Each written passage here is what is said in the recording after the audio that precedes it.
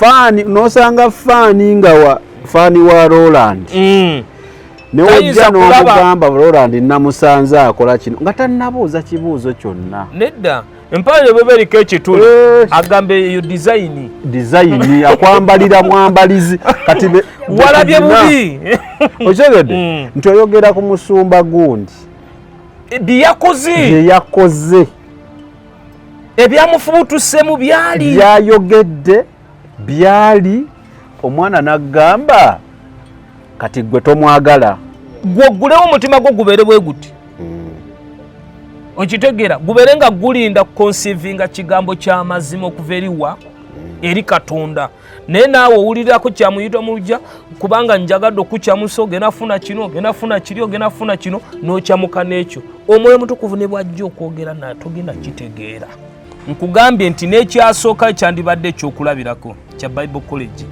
bweba nakyo kyalema okutambula nga bwe kino okutambula mu layini kiremye okutambula mu layini nga bwe kino okutambuliramu tosobola kugamba muntu gw'otalina tafaali nalimu lyotaddeko nti tukulungamya bwe tuti oba bwe tuti wano waliwo abagezezaako waliwo abagezezaako nawe nabo omanyi wano nga babbi bennyini emisege giwedde emirimu naye nga oli oweri agezako kisomesa nti bannange temugenda wooyo temukola bwe muti ne bwe muti ekyo bwe kiti ne bwe kiti naye abakkiriza nabo tebakola ki bano ba disciples be bakyakulembera kale bafaani amagezi ge mbawo okudda okubeera ba disciples ba Kristo Yesu bagule emitima gyabwe eri ekigambo kya Katonda gye bali abaweereza weebali bayinza obutaba bangi ne mwebali era olaba ne mulembe gwa Sodoma ne Gomora era nga abagwagwa bangi era mwalimu wakiri abameka ennyumba Katonda gye yajjamu kati ne mulembe guno era nabo abantu nga bagoba ebyensi abantu batuuseeyo gwe noonya gula omutima gwo Katonda agenda kukulungamya ate munawe weewunye amazima wegali sibe bano abaleekaana bano bowulira bano babidongo bano tetuva mawulire abo baani siwe bali mu kintu ekiri quiet nga gye bali Katonda ajja kuwa divine connection akole ki akutuuseeyo ne bano abakukulembera olwaleero bw'obeeteekako balinga entula eyakona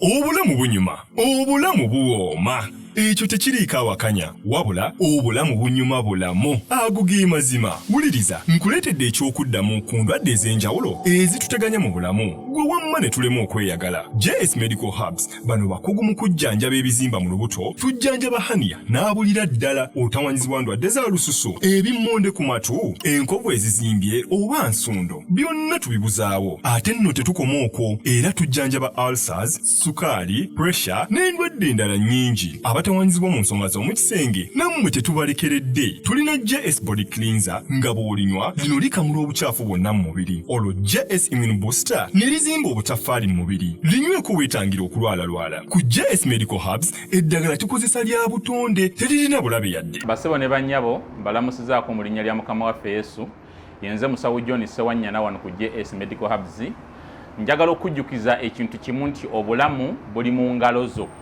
byolya ku sowaani yo oba byonywa mu kikopo kyo bye bigenda okusalawo onaabeera mulamu oba onaabeera wandwadde. Tukuyita wano ku JS Medical Hubs tukujjanjaba endwadde jjukira nti ffe tujjanjaba ensibuko tujjanjaba cause tetujjanjaba symptoms. Tukuyita jangu ojjanjabwa endwadde yo wano ku JS Medical Hubs ojja kuwona mu linnya lya Yesu Kristo. Amina. Tusangibwa Nansana okumpi ne Nansana Business Center oba tufune ku simu zino wammanga noti 7 noti 6 367 362 oba noti 772 999 noti 29. JS Medical Hubs for health and skin solutions. Ng'oyagala okumanya ebiriko tambula n'abaliko enzige ebuuka na nzige olaba n'abazungu baakiraba nti birds of the same feather kati nno nkuleetedde banywanyi bo mu nsonga zonna ezikwata ne tekinologiya Yoshitech Services bw'ova ku bano ogenda kuwanga tto Yoshitech Services be baliko oyagala kukuzimbira website oba application olina ekyakubulako mu system ya kompyuta yo bano babinoonya ne babikomyawo oba kyewandiise data recovery tebakoma okwo Yoshitech Services era bakuyamba okulaba ng'olina obukuumi ku bibanja bye ebya intaneti kiyite cyber security services era nga bakanika ne computers bano nakugambye bannakinku mu tekinologi era nawe ayagala okwebuuza ku kintu kyonna ekikwatagana ne tekinologiya tukwaniriza oyagala cloud services network services oba software development naawe beekwate basangibwa Rubaga Road opposite Barbados Hotel okuliraana Trinity Christian Church bakubireko ku noti 7 519 715 oba noti 787 996 667 Yoshitech Services empowered by innovation. Okay, atubaniriza mwenna abeekumira ku mukutu guno gwa UNIQE Media wonna wooli kubuuzaako wasiibye otya wasuza otya okusinziira ku time gy'olabirako video eno. Mukutu guno baguyita UNIQE Media era content oyinza omuyita content gwe tukola alina okuba nga wa Katonda alina okuba nga n'etoffaali lyayongera ku Bwakabaka bwa Katonda. Samike ng'emannya gange Roland Selima ku kamera yaliko n'olunaku olwaleero. Leero nzize n'omusumba si mupya ku channel eno mukwano gwange era nga nzikiriza nti aweereza Katonda omulamu ali mu ggulu nga sina mukisa yeyanjule then jogeje tugo bantogerako nako olwaleero yala kusooka kubajjukiza nti nga olabye mu kalango JS munoonyeeko ajja kubeera nga ate akuyamba naye nkiddamu genda ne ssente si bya bwereere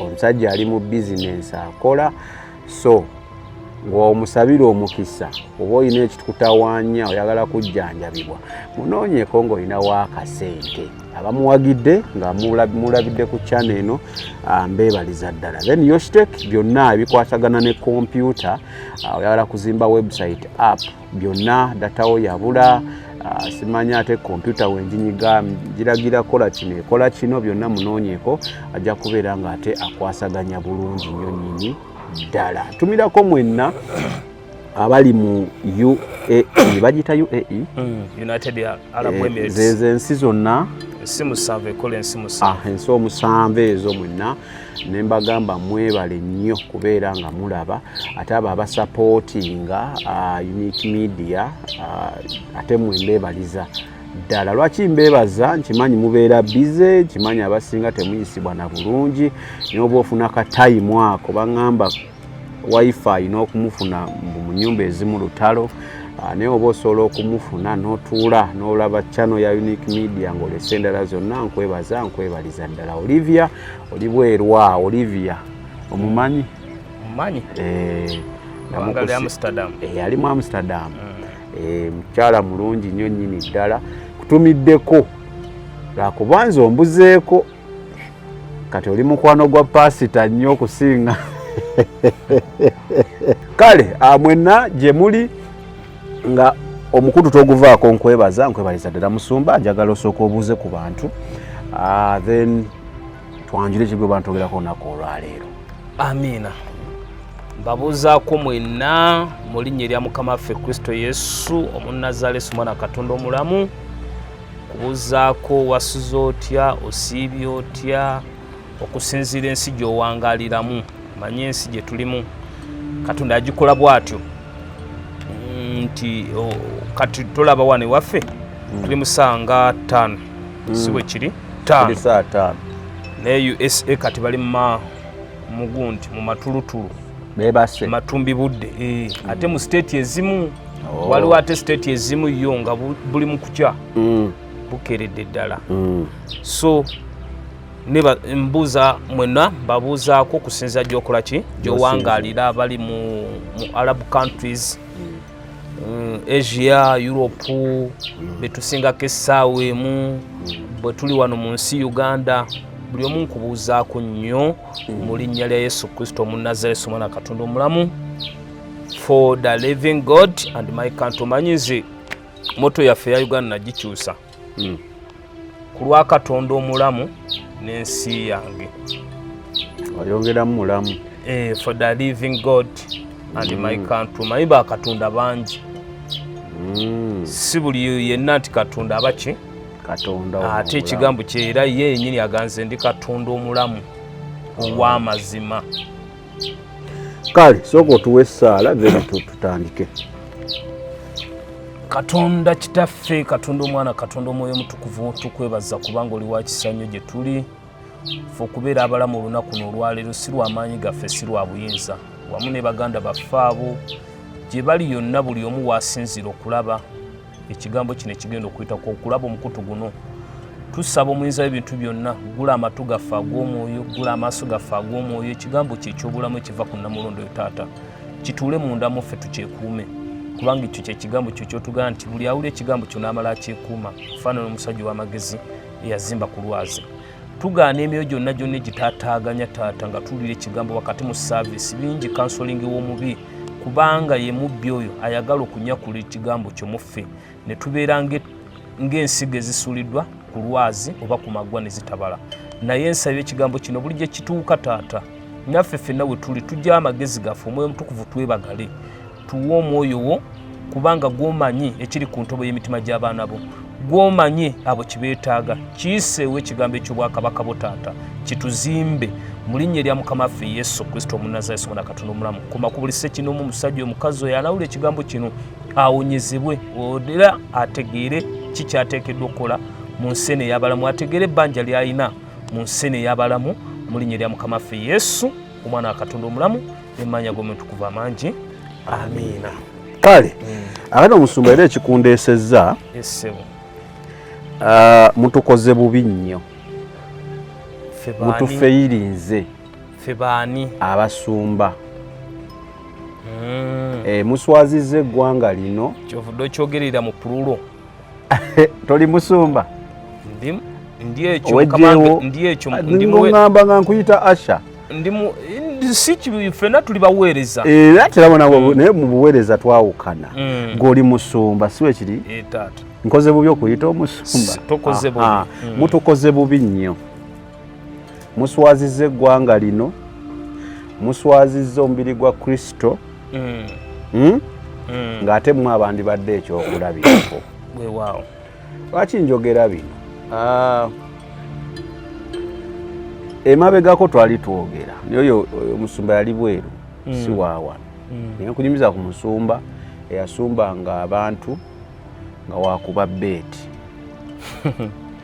Kasa yamala okukuba omukyayi bamuyita muyindi, yakuba omuyindi ssente ezaawera naggalawo kyaki, ekyaki n'aggulawo ebbaala, n'atandika bizinesi endala. Mu statement ze n'agamba ekyaki bizinesi tefuna bulungi.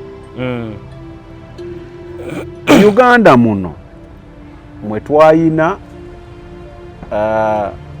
omusumba ng'akuba abantu emiggo.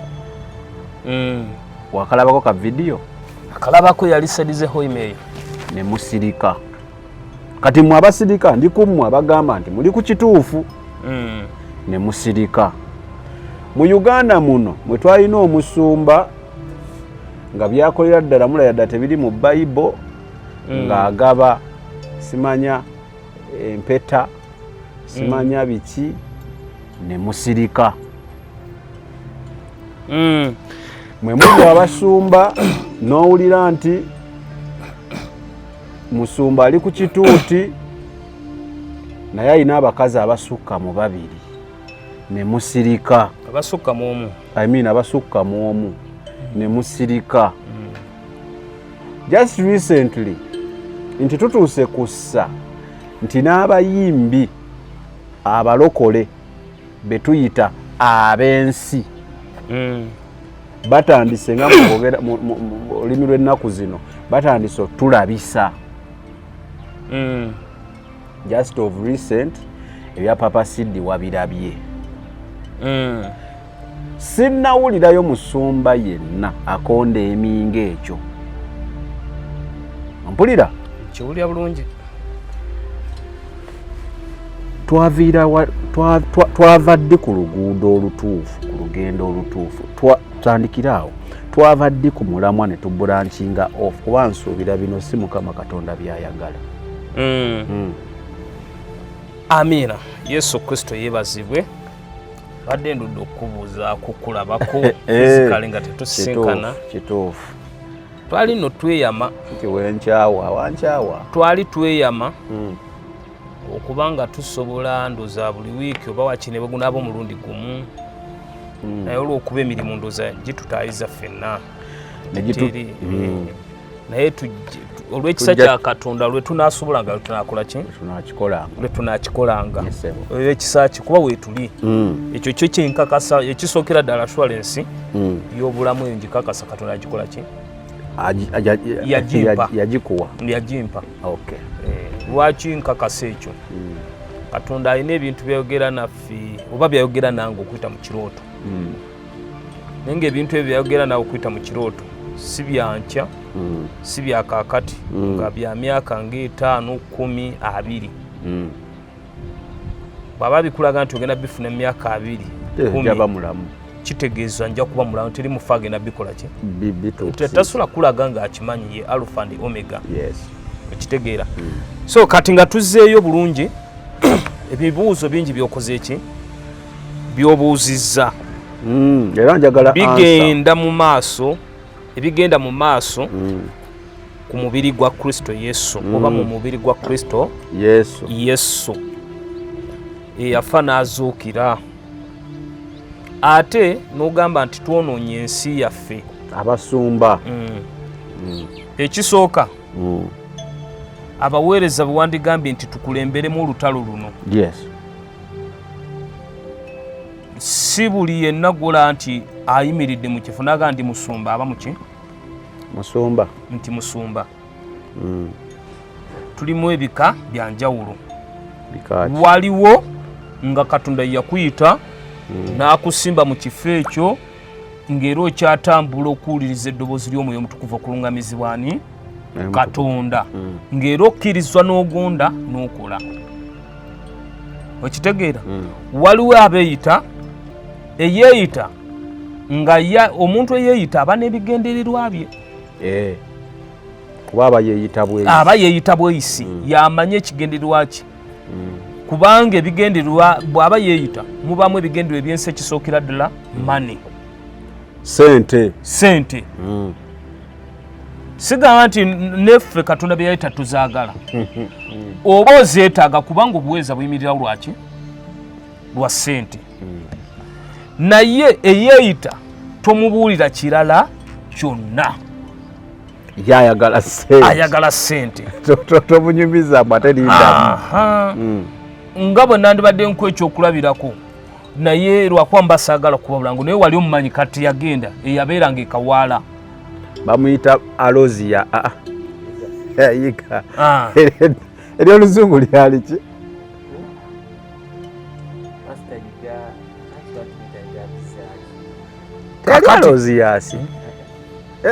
Alozias mulala oli kati ng'oyo Pastor Yiga yali yeeyita neera mwali musirise anti ulira anti mu lugendo lw'obulokozi luno so muli bannanfuusi olugendo lw'obulokozi luno lutulimu Kristo Yesu olw'okuba nti atusanga tuli bisassalala kuba yanona bacaafu Luka 5:3 aganajja kuyita boonoonyi abatali batuukirivu okwenenya musonyiweko Alozias Augustine kakati Katonda bw'akuleetera mu ngeri efaanana bw'etyo atagonda n'otakkiriza kugonda Kristo Yesu kukolamu mulimu omaliriza ofaananye nga Augustine yaleka olufulube lw'abaana Olufulube kyeki obungi bwe bungi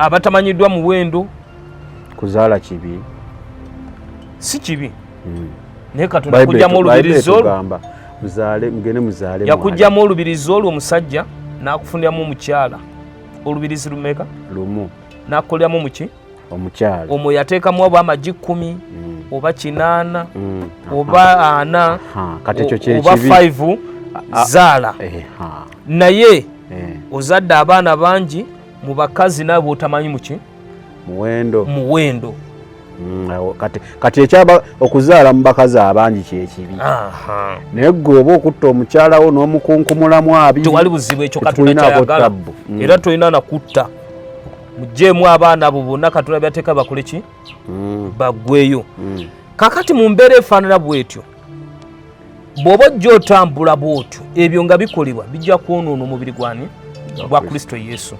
Kyakubiri nti ffe Kristo Yesu olw'okuba atuyita atulonda nga ssekinomu bwe tuli nagga nti genda otandika omulimu gwange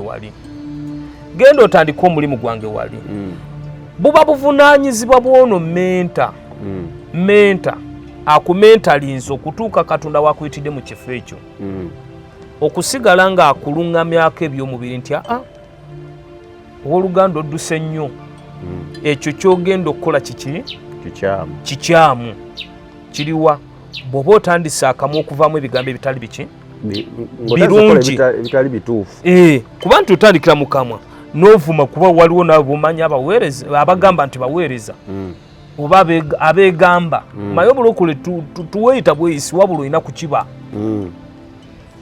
ng'obamanyi bulungi ayimira ku kituuti n'akasuka ebigambo ebyaki ebyobusagwa naye nga naye akyalemeddewo nti muki muweereza kati oyo ayina kubeera nga mento ne yamumentalinga yalina omukomako nti oluganda okumuwabula kubanga mu Kristo Yesu feno yatuyitira ddembe ate tuwali tebiringa bw'olaba mitendera gy'amadiini eri nti okoze kino ne kifuluma ebweru kuba babikola nnyo naye bwe kifuluma ebweru bo balina bwe bakuzzaako wa ebbali bo balina measures zaabwe bo balina bwe bakuzzaako ebbali ne bakukinyigira eyo era gwe kasita ova ku mugendo gwabwe nga laba otandise okwogera ebintu ebitaka oba okole kati ffe Kristo Yesu engeri gyatusanga buli omu gyalokokamu waliwo gwasanga mu bbaala waliwo gwajja mu bwamalaaya buli omu amufuna lulwe engeri gyakufunamu bw'atyo era n'okukutuma ku mulimu bw'atyo bwakola ki bwakutuma kati kyova olaba ye yatuteerawo ye measure ya Katonda eriwo eri etya nti bw'olaba owooluganda ng'akyama genda omugamba oluganda obbye bwakuwulira wulira ekigambo kye bwe kitugamba bwakuwulira ofunye muganda wo bwagaana mutwale mu basingawokko bwagaana mutwale mu kisibo bwe tukuŋŋaanira mu kuŋŋaaniro bwagaana abo bonna ng'aganya okubawulira afuuke munnaggwanga gye mukola ki gye muli ng'oyagala okumanya ebiriko tambula n'abaliko enzige ebuuka na nzige olaba n'abazungu baakiraba nti birds of the same feather kati nno nkuleetedde banywanyi bo mu nsonga zonna ezikwata ne tekinologiya Yoshitech Services bw'ova ku bano ogenda kuwangatto Yoshitech Services be baliko oyagala kukuzimbira website oba application olina ekyakubulako mu sisitimu ya kompyuta yo bano babinoonya ne babikomyawo oba kyewandiise data recovery tebakoma okwo Yoshitech Services era bakuyamba okulaba ng'olina obukuumi ku bibanja bye ebya intaneti kiyite cyber security services era nga bakanika ne computers bano nakugambye bannakinku mu tekinologi era nawe ayagala okwebuuza ku kintu kyonna ekikwatagana ne tekinologiya tukwaniriza oyagala cloud services network services oba software development naawe beekwate basangibwa Rubaga Road opposite Barbados Hotel okuliraana Trinity Christian Church bakubireko ku noti 7 noti 5 519 715 oba noti 787 996 667 Yoshitech Services empowered by innovation. bwagaana abo bonna ng'aganya okubawulira afuuke munnaggwanga gye mukola ki gye muli oyo abazzeeyo gye yava nera nti mubikola ebyo kyeŋŋamba kati musumba omanyize Pastor Fred we nkufuna mba njagala twogere ku bintu reality vis-a-vis ekigambo kya Katonda kye kyogera. Wano tulinawo omusumba saala kwatula nange nnyo era si kirungi kukyatula gwekimanyi owa marketing kintu oba kiri negative oba positive oba okikubira kalango. Wano waliwo omusumba yalina menta we gye yali ali nga woogambye wenna abimwogera oyinza obumutegeera. Menta we n'avayo n'agamba eggwanga nti bannaayi nze omukulu oyo nali naye ekyatwawula yatandika okukola ebintu byendowooza nti byalimu ebitali bituufu. Yatandika okukozesa abantu sekisho biki era ne mu kuva ewange yayawulamu kyaki n'agenda n'abantu abasinga bonna yajabyamu wakati. Oyo menta yakola ki? Yayogera bw'atyo. Kitegeeza menta kali yakakola ogambye nti yamutuukira n'amugamba nga ndaba ova kuki kumulamwa ono n'ava n'atamuwuliriza. Immwe temwamwegattako kwongera kuvumirira bikolwa bya muntu ono nakati yeeyongera okusinza ku namba zendaba yeeyongera kola ki kugaziwa. Waliwo omulala oyo ye ate menta we yamuvumiranga katuuti ontegedde mpulira n'amukola ati n'amusunsula yamusunsula ati era nayogerako ne menta oyo lumu. Menta n'aŋŋamba nze nabiwuliranga ne nasalawo okukola ki kusirika kati mulabanga ataliiwo ontegedde. Immwe temwegatta ku bintu bino oba ku kooze eno gaba nange nedda nammwe kyemukola kikyamu. Mentawo yagamba ali waati ne waati weetereze musirika busirisi. Waliwo omulala yayogerangako ng'alumba ono gwe twogeddeko ng'ogambye ow'abaana mwagambanga kimu abo bali mu ntalo zaabwe ne mubyesonyiwa. Tuli mu mbeera mbu weebanga nze tebinkwatako sirina wembirimu mwabamanyi mwe mulowooza mukoze ekimala mwabasumba bagamba nti muli ku kituufu okutereeza bano oba okutereeza ekkanisa. Kakati kwata ebigambo bino ebi bibiri. Amaanyi g'omulabi sitaani gali mu bintu ebi division okwawula yawula.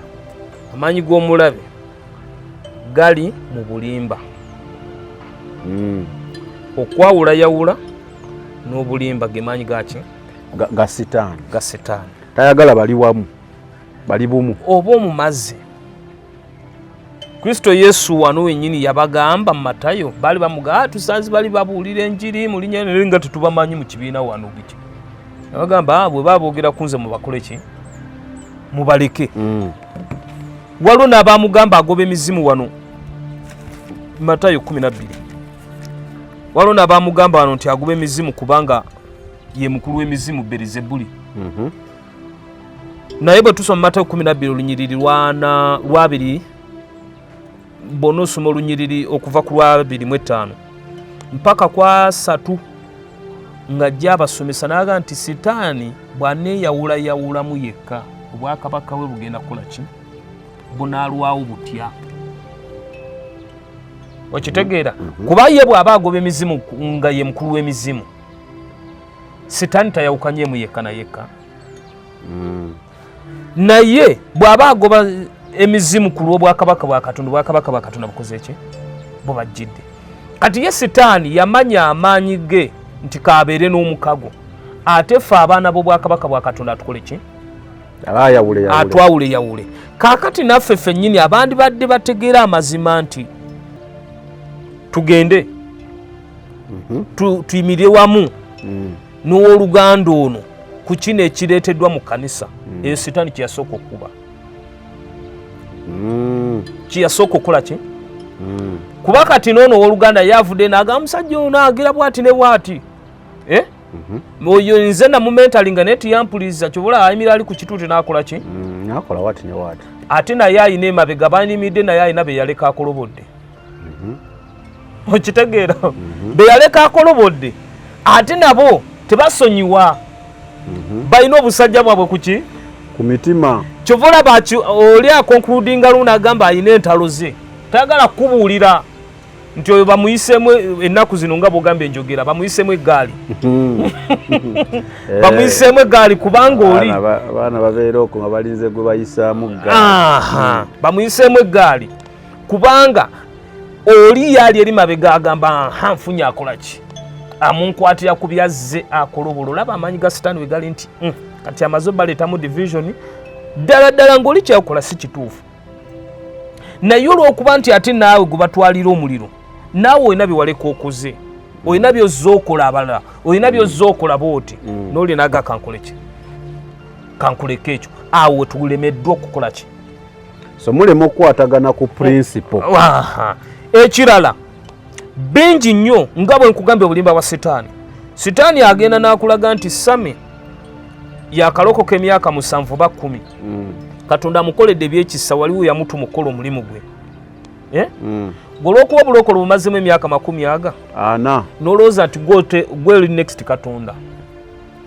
nti oli Katonda tasobola mukozesa kyakola ki kyanjawulo gwe kyatakukozesezza obwo obulimba bwa sitaani bujja ne bugamba munyoome towuliriza kiki oli musajja mukulu omusinga emyaka mutabaniwo ate gwe olina experience mbulokole temuli experience bulokole revelation kuba tukozesa yennyini byo era tibakulimba nti nze emyaka mmaze 10 mu lugendo lw'obulokozi era nze n'entebe yange weeri wali mu bwakabaka bwa Katonda tolimbibwanga bwakolerera nnyo ate togenda kutuuka mu bwakabaka bwa Katonda nga tolungamizibwa Omwoyo Mutukuvu eno Bayibuli ne bona ogisoma nobeera nga munnaddiini we bagisoma ne bagivuunula ng'ogimanyi naye nga tolina Omwoyo wa Katonda tebakulimba nti osobola bulingiramu ekyo kikafuuwe ekyo kikafuuwe awo ge maanyi gaki ga sitaani ekyokubiri tujja ne tulokoka nolokoka emyezi 3 obalaba mu kkanisa Katonda waliwo baakula ebyekisa nga alina byamukoledde bambi nolanga alina byakoze ki byakoledde omuntu oyo nga yakalokoka ebbanga si ddene maama oli naafuna akasajja ku mutima lwaki ye abo baweereza booyita abasumba nga ye bwatu bwali tagenda kumenyeka tajja kugonda wabujja goloza Kayini bwe yazikirira tebaliwo abamutambuliramu abasigalawo we bali mulembe ku mulembe abaana ba Kayini abazzukulu we bali abazzukulu ba Kayini we bali batambula obujja buli mu kkanisa awo tolimbye okitegeera kakati ebyo byonna bisigala bitattana bivumaganya ekisibo kya Kristo Yesu kakati ate noono avumaganya ebyo byonna ng'obiraba bingi biri abwe bityo ntalo ziriwe zityo tebakumanga ye muntu kuga nti obujja buno bwennyina bukome ku nze takoma kugamba nti efitina okwepanka olugezigezi amalala bino byonna bikome ku nze wabula abisiga ne mubakkiriza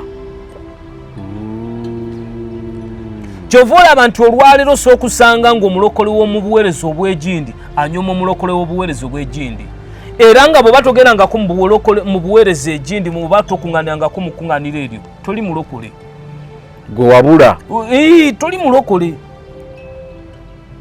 yes weewaawo bangi nnyo abali mu makuŋŋaaniro nga tebalina mazima biriyo byakukyamuukiriza biki naye ate omulokole yenna ayonooneka bwonoonesi amazima aba agamanyi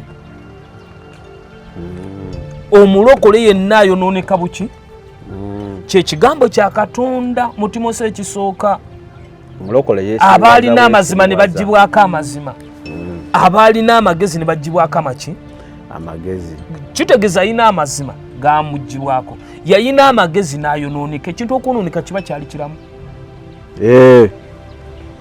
okwonooneka oba olina obanga wali mulamu mulamu tosobola kubanga mbuggo Tosobola gamba wayonooneka nga tewaliko mulamu. Tobeeranga ku mulamu. Tekisoboka.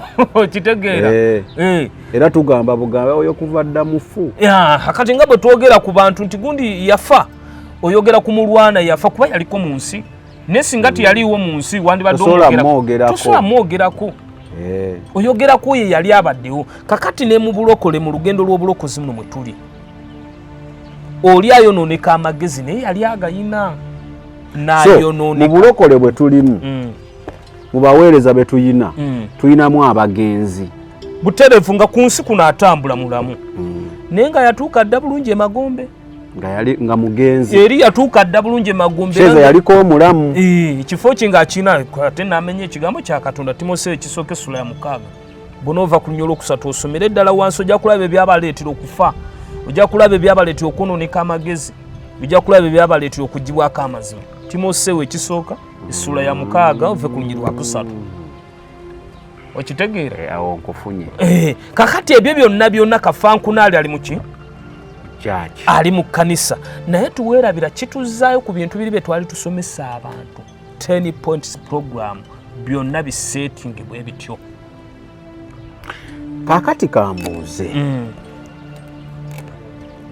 Don't we need some sort of leadership?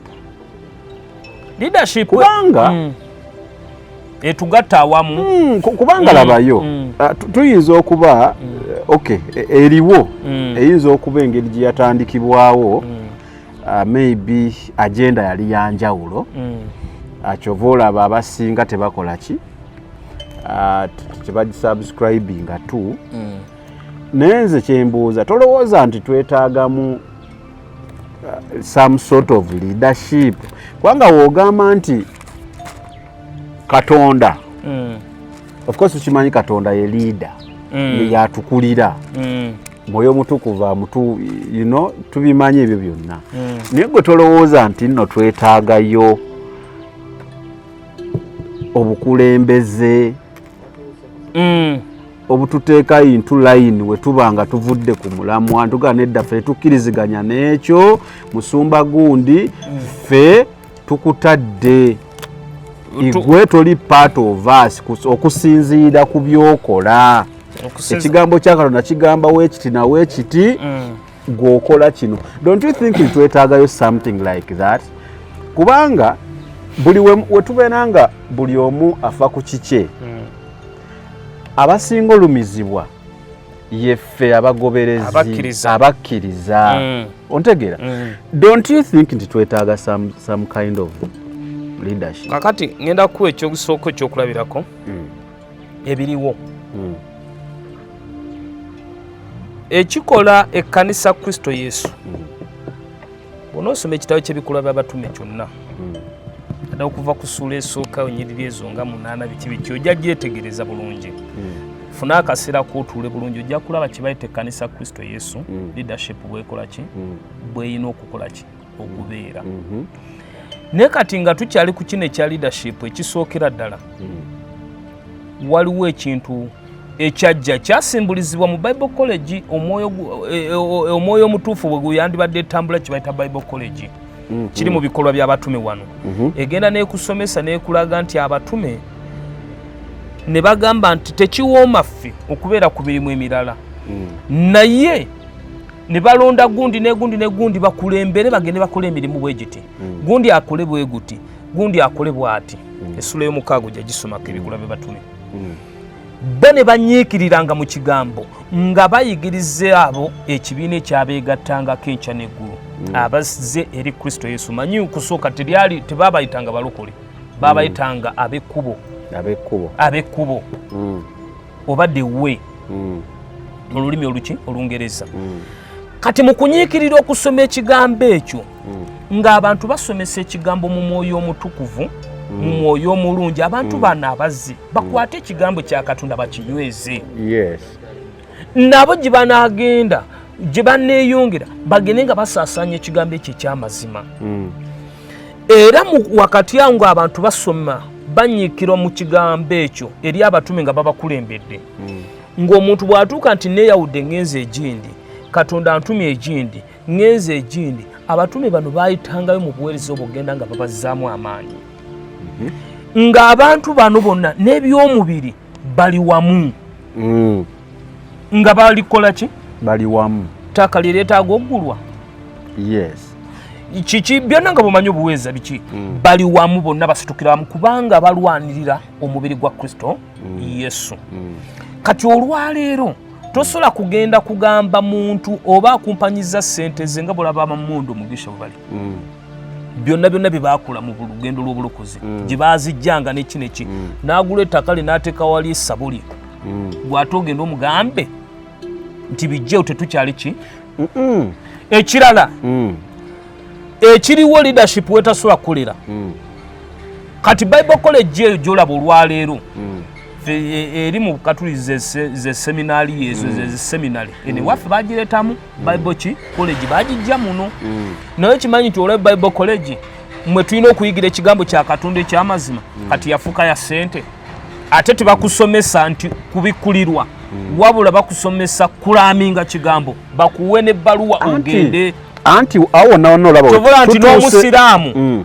ne bwaba munnaddiini kiti bakubuuza nti oli wa ddiini kyoba oli wanzikiriza ki bw'oleese ssente kibakola ki ebyo byonna bye bizze byonoona anti byagenda okwonoonekera kusirika kuno kwenkugamba nti initially nga woogambye kyayalyoke but right now bagyonoona bagira ssente naki era enkyukakyuka eyo okwonooneka kyajja olw'okubanga abaalina okwogera basirika omanyi oba abazungu be bayogera alo bwe yayogera n'agamba abagezigezi we basirika abasirusiru bajja kukola ki bajja kuleekaana kati immwe we musirika abasirusiru nga baleekaana ekyokubiri kiri kyogambye ekya mmondo sigamba nti nno oli waleeta ekintu kye naggulawo ekintu kiratikawo essabo lye nti ojja omugambe eggalawo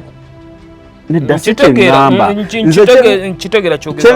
kiikino nti mwe muluŋŋamya ye newaatakkiriza bye mumugamba mwe muvuddeyo muge ono let me give you an example e Nigeria omugenzi ono yafa tibbi bo abeeyo baali bamurejectinga era bagamba oyo tali part of us kuba byakola si bye tugoberera si bye biri mu Bible si bye kyeŋŋamba nti ffe wano g'omugoberezi ogendayo nga ggwe kyengezaako kugamba nti don't you think we need this leadership gyompadde ya mukyaki nti twetaaga kukola kino nti twetaka ŋŋamba etugatta leadership eyina otugatta nkugambye nti n'ekyasooka kyandibadde ekyokulabirako kya Bible College bweba nakyo kyalema okutambula nga bwe kirina okutambula mu layini kiremye okutambula mu layini nga bwe kirina okutambuliramu tosobola kugamba muntu gw'otalina taffaali nalimu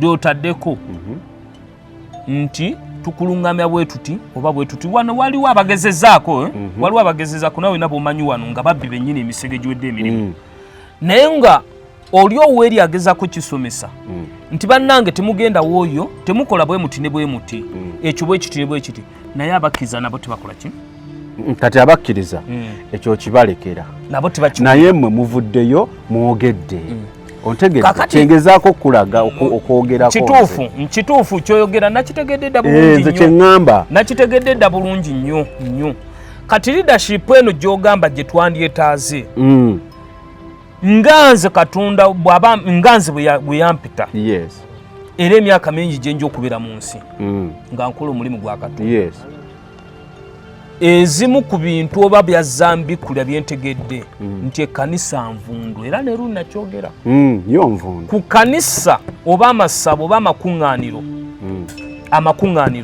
ku buli 100 mu nsi yonna si Uganda ne mu nsi yonna kulikezi 2 ezikyasobola okukwata ekigambo kya Katonda oba okiwulira 98 zonna ki nfu ekyo ge mazima kati ffe tuba twagala kitandika guno omulembe guno gwe tulimu tutegedde ekyo nti tetugenda kululunkana, tutegedde ekyo tetwagala kubba abantu, tutegedde ekyo nti golo yaffe yakutwala baana mu bwakabaka bwa Katonda, tusimbe emirandira. Bano bonna abaliwo bajja kituuka ekisa bajja kukola ki? Balina okugenda. Bajja kgenda. Tusimbe emirandira emito. Ayite mu muliro w'alina okulongoosebwa muri finale. Alongoosebwa bw'anaagera ku makya n'agenda ekisolo. Mutaddeko ettaffaali lyange. Sigenda muwandiikira nti eno nga bw'olaba bawandiikire Vatican oba biki biki. Atuuse ekiseera nti Katonda ampise ludda wa akukulu. Nendaba ng'alina waakyamu mbako wentandikira okukola ki? Omugamba kuba mutaddeko ettaffaali ng'obuweereza tuyimiridde naye. Tuyimiridde naye si kumulagira nti eyo gundi yaffe tulina kusoloza nga bw'olaba basoloza emisolo. Wabula tuyimiridde naye goolo yakutwala mmeeme z'abaana ba Katonda mu bwakabaka bwa Katonda. Tuba tulina ki? Eyo yebeera leadership awo tusobola gitandikira awo. Eyo tuba tulina we tukola ki? We tutandikira mu ngeri bwetu gye tuba tuyingiddemu. Naye tosobola kuddira kati ng'olwa emisege gye mingi ogugambe nti abannange ono tumwepenye ajja kugamba naawe wankula abo abantu ne bw'olaba tebeegira ne bw'olaba tavaayo kugamba gundi oyo nti tumwepenye oyo tumugobe kati afuuse munnaggwanga gye tuli nabo bakola ebintu ebyo anti wulira ate nga babikola bonna bamanyiganye. Tewali wano mu nsi okuggyako ng'oyo malayika tewali atayina bbala. Okitegedde? Kituufu. Kyolaba tulina okwenenya buli kaseera.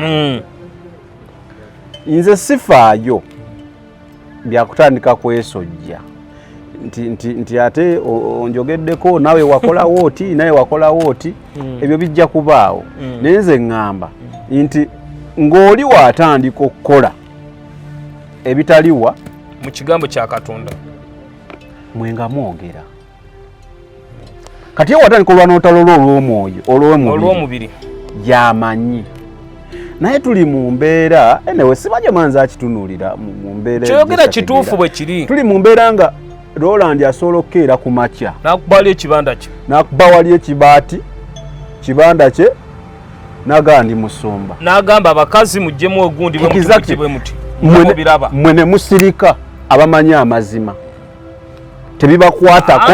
Kati olinga ky'oŋŋamba nti olwokuba Roland simutaddeeko ttoffaali obabbye abantu be yamanyi tebinkwatako. Andi kati ettaffaali wawano we tugerezaako okuyamba abantu mu ngeri eyo okugamba nti oli kinkwatako kye kino kyolaba kivaayo n'ojja n'olaga abantu n'obagamba bannange mu Kristo Yesu gye tuli omusaayi gwe gukola ki? Gumala gwe gutunaazaako empitambi yonna. Ne bino oli byakugamba leeta 5 twale kiro y'omuceere leeta bino otwale empeta okitegeera ekyo kye tusobola okukola. Tosobola kugenda kuggalawo kibanda ky'oli. Si kuggalawo oli waasa kyaki ya muntu oba ki gwe kwogera n'okireka. Anti kye kino kye nkugambe nti ffe okwogera okwaffe as a body. I'm talking about as a body. Ontegedde. Yeri giwagambye leadership as a body. Eddoboozi eryawamu. But anyway, ndowooza mubalokole tekisoboka. Kati eddoboozi ekyo kiyinza obutasoboka. Kubanga mubalokole ndowooza buli omu yeetwala. Anti obuzibu obuliwo olulaba Same. Oba n'abooluganda abatulaba. Obuzibu bwe tulina mu Kristo Yesu eno gye tuli. Nga bwe yatuloyita. Bwe twategeera nti tuli baana. Ekitegeera twale mu kumanya nti omwana alina okukola kitawe byakola ki? Byayagala era ebisanyusa kitaawe. Ate ne tubaako ebikolwa by'omulala oli gwe twaleka gwe tugamba nti twaleka bye tukyanyumirwa bye tukyakola kati ne tufuuka baaki egyo mu ngeri efaanana ki? Abantu bano kubanga oyogera na buli musumba n'abamanyi avumagana n'omuntu munne oba muweereza munne kale bw'obagamba musumba munne nga bw'agamba nga bafunyemu langoozi nga bba ababiri naye n'emabega mu kateni gye mutalabira balina ebibiina byabwe mwe batambulira era era nze njagala okubuulira kino kye tukola ng'olwaleera lwakuba nti abaana ba Katonda bo bennyini bambi ng'ogyeko bana bababuza ne n'abaana ba Katonda bennyini beeyambako okubula beeyambyeko nnyo okukola ki okubula kubanga awali ekigambo eky'amazima tebakyetaaga ekyo kituufu tebakikola ki tebakyetaaga naye ne guidance tebaweebeddwa kimala muli womanyira nti kale guidance tekuweereddwa kimala kuba ye akyali muto naye ate lwaki ono bw'avuma oba we boogera ku nsonga eriwo ddala naawe nga tunaba kutuula n'osengejja n'oganda omwoyo mutukuvu mnyambe ekintu kino ddala kyabwa Katonda kikyo lwaki nsooka kuyisa bigambo biweebuula waliwo obuweereza bwemmanyi bwe kwata kubaayo ojja kuwulira ennumba enjoki kwata ku musumba waffe naye nga kyoyogeddeko naye kino nga si kyabwa Katonda bwe kitambula kino ekikolwa bwe kiti ojja kuwulira ebigambo biri ebikadde ebyabawemu omwana alyoka agambe obuuze nti ono akyogedde mulokole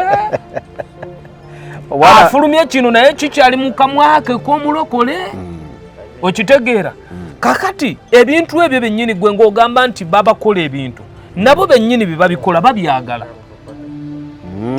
kati njogera bali ababikola be babikola nga bambi mu butamanya oyo gwe bakola nga olaba omuntu ne bw'aba ali mu ssabo lyonna kuba amasabo kati mazungu bagalongoosamu ogalaba gegano olwayo gajjira mu ngeri bayimbanga balokole naye nga masaba agakoze ki agawedde emirimu oyo ng'omutima gwe ali eyo ng'omutima gwe gwagala Katonda gwe gudeyo bwe guti gwagala Katonda omulamu w'amazima mu ngeri yonna amugjayo mu ngeri yonna akola ki amugjayo naye ne bano bonna ze nkugambe bye babikola babyagala era beeyambyeko nnyo babinyumirwa kati same nze oyinza okuba onsanyusa nga nze omu oba nze nnyina gwe nsanyusa ne waliwo nnyinako akantu omusajja oyo yankola ekintu bwe kiti ne bwe kiti kati bw'avaayo n'agamba Samu omusajja yankola akantu bwe kati ne bwe nti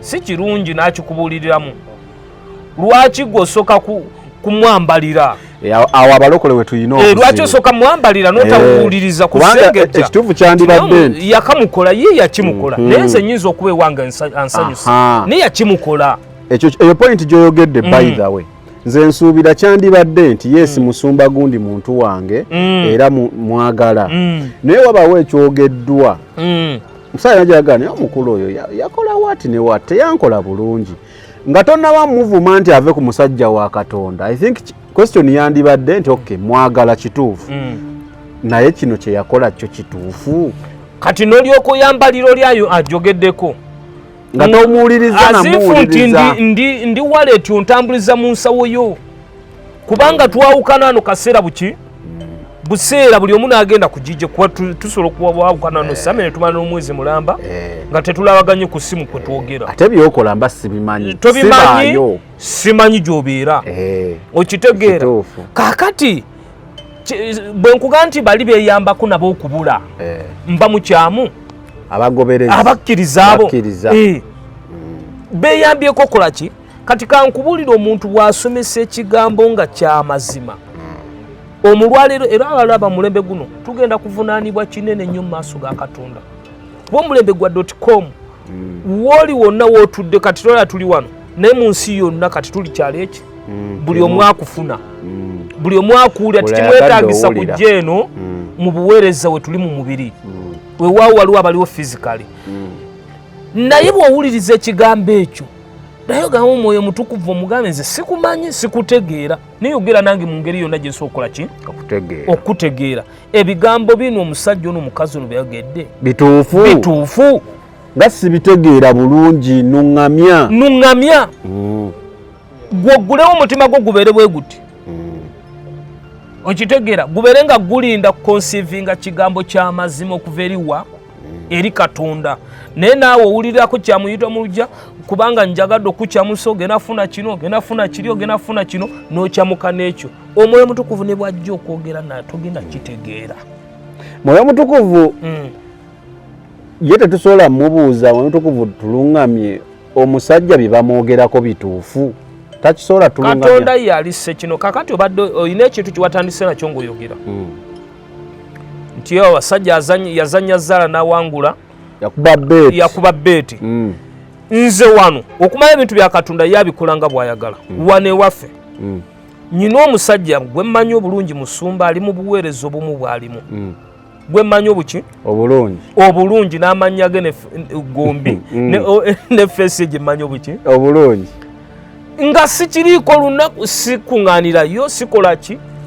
n'endoota ekirooto bulungi nnyo n'ekitegeera bulungi nnyo ate nali namuwulirako dde emabega emyaka nga giyiseewo nga 3 nti muzanyi wa betingi abaana basiba obupapula era bwe nava mu kirooto bwetinga omuntu ono akola waliwo ebirooto Katonda byaleeta ng'abiisa mu ngero waliwo ne byaleeta direct n'ekiri kyali direct n'ekitegeera bulungi nnyo bwe nti era nakiwulirirawo nti muzanyi waki wa betingi kati ye Katonda akumanyisa ngeri yonna gy'aba ayagadde okukola ki okumanyisa naawe bw'oyaayaana ng'omutima gwo gulina kye gwagala okumanya okuva eri Katonda mu kigambo kino kye tusomesebwa kino kye tuyiga kino ajja kuyamba ojja kitegeera togenda kuddamu kulimbibwa bino byenkugambye babatwala ne bakuwa empeta bantu kubanga abantu nabo emitima gyabwe birina bijagala tibakulimba kankubuleko amazima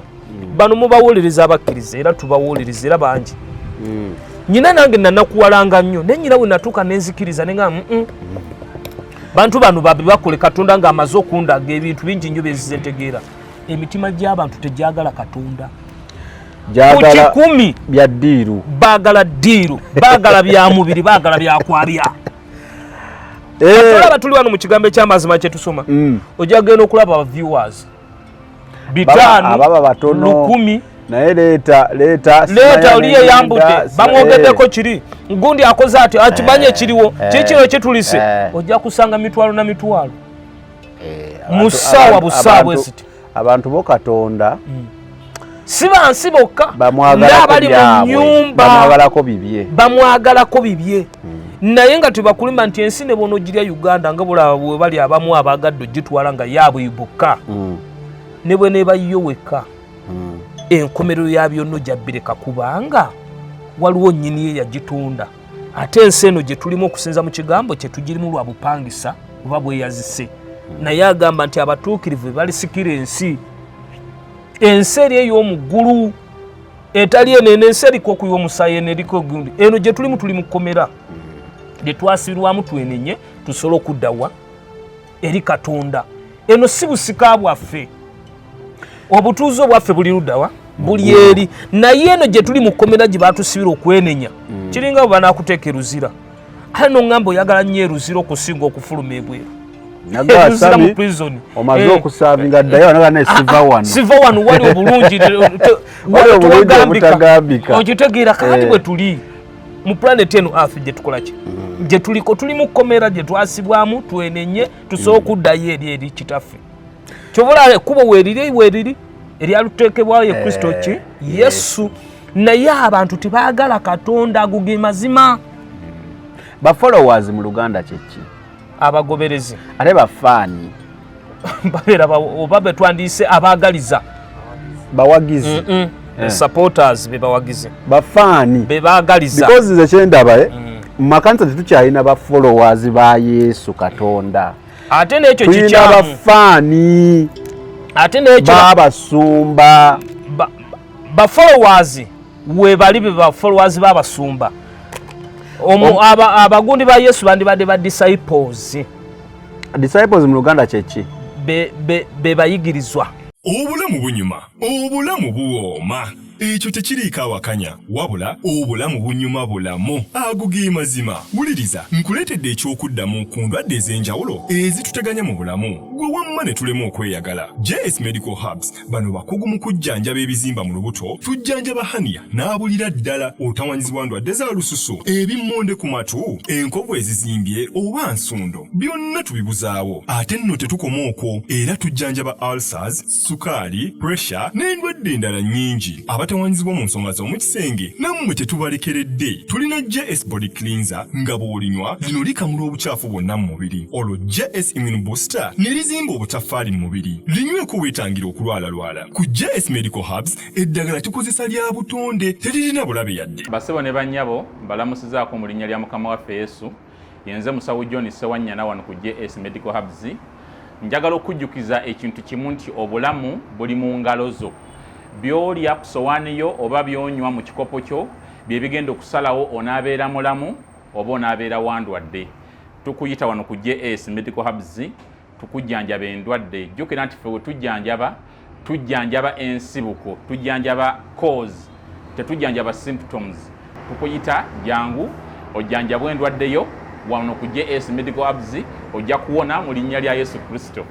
Amina. Tusangibwa Nansana okumpi ne Nansana Business Center oba tufune ku simu zino wammanga noti 7 bisatu nkaga mu 7 bisatu nkaga mu 2 oba noti 772 lwenda chenda mu mwenda noti 29. JS Medical Hubs for health and skin solutions.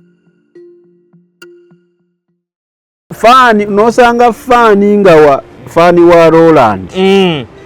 Newojja n'okugamba Roland namusanze akola kino nga tannabuuza kibuuzo kyonna. Nedda empale bwe eriko ekituli agambe yo design akwambalira mwambalizi kati walabye bubi okyegedde nti oyogera ku musumba gundi byeyakoze ebyamufubutuse byali byayogedde byali omwana n'agamba kati gwe tomwagala omuwala na kuddamu kyakwaga ng'alina ekigambo kyasoose okuwa kiri ekikambwe annange kati nze waliwo nno n'abankubira waliwo puroguramu zenkola ate munne esinza ababyogedde naye balumba nze ola omwana akuyisizaamu akasimu nga specifically esimu gyakuyisizaamu kutiisatiisa kuvuma kutyoboola nunga kakati onayawukaniddewa ne gwe naleese byayogedde wekibeera nga faani yeeyisawo atyo kale ate amafuta gaataapingamu Yokaana 10 etugamba etya wano ku ekyo kyoyogera kyennyini omwana n'akuwandikira message okuva eno pake naye nga temuliimu discussion yonna wabula akuvuma akunafuya akulaga ngaabo balina kye bayitera okwogera tebalina favor tebaliko favor abo tebaliko favor naye omusajja wa Katonda gwe muliko aliko favor temusobola musiguukulula muswadde biki teryagala sigukula musajja wa Katonda naye tubuuza bino byayogedde wadde onsomera awo Yokaana 10 olunyo lw'11 Yokaana 10 olunyo lw'11 wulira Yesu bw'atugamba nze musumba omulungi omusumba omulungi awaayo obulamu bwe olw'endiga. Yesu yeeyogerako bw'ati nze musumba muki omulungi atuuka n'okuwaayo obulamu bwe. Tagamba ffe basumba baki nze musumba muki omulungi. Kati golemu okutunuulira omusumba omulungi n'owolereza wano kyobadde okyaggusa bafaani tulina bafaani kakati bajjudde mu church bino byonna byetugezaako okugamba nti tutereeze kanisa nga bw'ogamba leadership mujja kigoberera okukigezaako kitereeza Oweeri ng'agenda asumulula ejje lye nga n'oli asumulula n'oli ng'asumulula leadership egenda kubeera wagwe gy'ogamba naye mba mwogedde kubanga kino kyonna leadership ejja lwaki lwakukkiriza lwakutereeza bano abaana bano baleme kubuula bano abaana ba Katonda ba disciples ffe tulina ba disciples mu buweereza gye abasinga yonna gye tuli bafaani oyo ali mu kulaba yeewuunya oli disciple oba oli faani ffe tulina ba disciples ba Kristo Yesu tetwagala bafaani nze ku kye nalabye okitegeera ne kye nawulidde kakati ogenda okulaba ng'ekyo kikola ki disciple tuli batono kiyiika Kristo Yesu kyava kugamba Yokaana Matayo gundi 7:13 ne 14 nti ekkubo erigenda mu bulamu funda lya kanyigo n'abalizuula lyakuzula si lyakulaba bulabi naye n'abalizuula kubanga ey'Olungereza ekisomesa bulungi find abalizuula babale few. Tulina ebintu bibiri. Tulina abantu abakola cult kyeki era bwebyo busamize mwe bivuumu. Cult kiba kinga kizikiriza kiri awo kizikiriza enzikiriza yaabwe naye ekisamize ezo. Tulina abantu abatandika enzikiriza yaabwe nga beerimbise mu bulokole. Obuzibu bwa cult buli bumu nti abagoberezi bafuuka bafaani. Ba disciples bafuuka bafaani. Abandi badde ba disciples bafuuka bafaani. Kubanga nze kankubuulire Sister Prosim mumanyi. Naye senga ojja n'oŋŋamba omwana nankubira esibanga Sister Prosim namulaba ku channel yo. Ne nfuna ennamba ye. Nankola waati. Ontegedde? Bulungi nnyo. Wadde Sister Prosim mumanyi. Ngenda kusooka ntuule naye oyogereko naye mubuuze naye lwaki wagenderera ki omukulu yaŋŋambye wakola woti ne woti kituufu wagenderera ki bw'oba kikola oba wakikola wagenderera ki ntegeere tuli mu mbeera nga Sister Prosi kateekawo omusumbawo yenna gwandaba ate bw'otuula naye omwana akwambala bwambazi ate bw'otuula naye engeri gye mutabeera mwenna bw'omukubira essimu approach eno gy'ajja okukozesa ejja kutegeezesa nti either kituufu oba kikyamu ejja kubaako weekukasuka kuba omuntu akoze ekintu ng'omugambye ku ekyo ne bwe muba mukyali ku ssimu otegeera omanya n'oga kaakati kanisa gye tulina abalimu mu kyaki kati oba tonnamalayo linnya Pulosi nga yakwambalidde ani agambye okwogerako oyo mukama gwe yafukako amafuta naye nga nabo bagamba abo bagenda mu ggulu okitegeera oba ki nze oyo omusumba eggulu lya Kristo Yesu mwogerako biki nze Omunnazaaleesi omwana Katonda omulamu nfunidde ebirungi bingi ew'omusumba oyo omusumba si yakuwa anti kiringa kati abantu omanyi sitaani mulimba sitaani mubbi ekisembereyo ddala naye ate alina obubadi bwakola